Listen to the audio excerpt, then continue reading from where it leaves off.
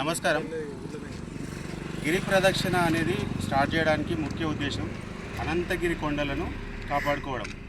ఎట్లా కాపాడుకోవడము, ఎందుకు కాపాడుకోవడం, ఎవరి నుంచి కాపాడుకోవడం అనేది ఆ విషయానికి వస్తే, ఇక్కడ అన్యమతస్థులు కానీ లేకపోతే కబ్జాకోరులు కానీ కబ్జా చేయడానికి ప్రయత్నిస్తున్న తరుణంలో ఈ ఆలోచన రావడం జరిగింది.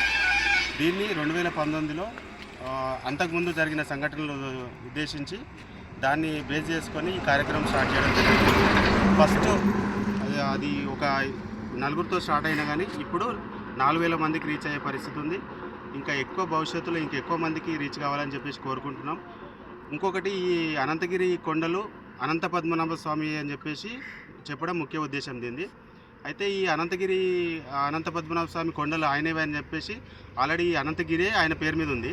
కాకపోతే ఆయన పేరు పైన ప్రభుత్వ రికార్డులో ఒక గుంట జాగ కూడా లేదు.